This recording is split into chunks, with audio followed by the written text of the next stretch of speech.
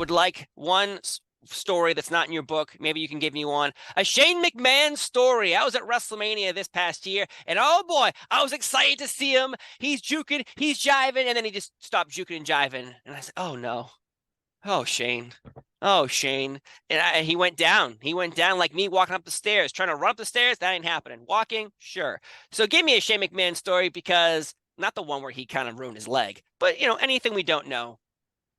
Well, first of all, Shane is awesome. And I didn't, as I wrote in the book, I will preface it with a book story. Like I didn't. Oh, this book right here? Yes, that's the one. That you can buy right now in paperback? Yeah. And there's still just one problem. And hardcover. I could have both. You could. I could have both. Shane is Shane is a Yankees fan, turns out. So in my interview, when I first interviewed at WWE, I interviewed with Russo and Ferrara first. Well, HR first, then Russo and Ferrara, then Shane, later Vince.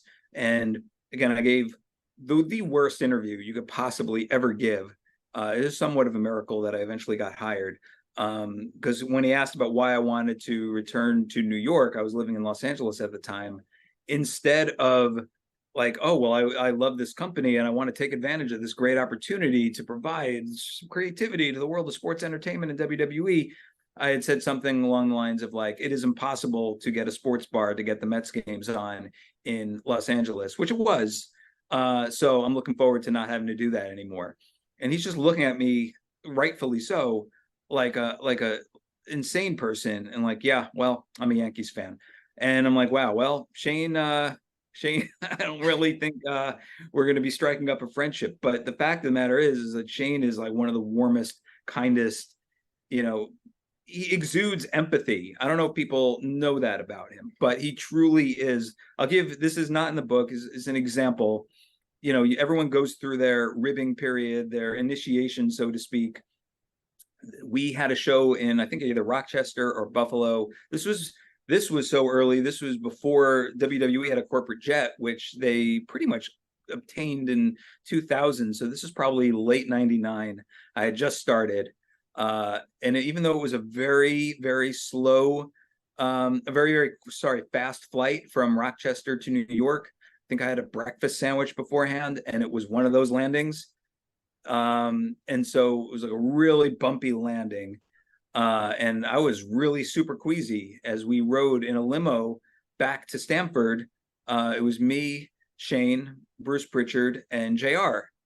And JR and Bruce, even though I love them dearly today and love them at the time too, or like them at the time, love them now. They're seeing the new kid like looking green in the car. And, JR is like, what'd you have? One of them biscuits, one of them eggs and biscuits and bacon, and like just really, really, pouring it on, where I had to just ask them to pull over and go out into a snowbank. And essentially, this is disgusting, but basically had to throw up. Yeah, like throw up. Landing, the breakfast, and the words just, was just a bad, bad scene. And I'm like, wow, I was riding high, writing on an NBC sitcom just a year and a half ago, and now I'm on a ditch somewhere in Connecticut, throwing up into a bank of snow. And without, even looking up, I felt a pat on my back going like, you okay? Get it all out. Get it all. You're going to be all right. It's going to be okay. Don't worry about them. It's all good. And I looked up, and it was Shane. It was just Shane, just being like that presence of like, hey, yes, we're all like, it's a rib dog eat dog world, but I'm here. You're fine. It's like a little moment. And I'm sure he doesn't. I mean, yes, Shane McMahon in his life of, over 50 years, if you ask him his fondest memories, I'm sure patting me on the back on an embankment in Connecticut while I'm vomiting is probably not one of his top 100 memories. You don't know. It meant a lot to me. And I remember just like, hey, this guy's all right. Turn into Rodney Danger. Hey, you're all right. Yeah, I always appreciated that, like that big brotherly type moment of like, hey kid, you're going to be okay. And it's something he didn't have to do. He could have waited in the car. Old school. I'm sure JR and Bruce were like, hey, why don't we take off? That would be funny. Make him walk. Yeah.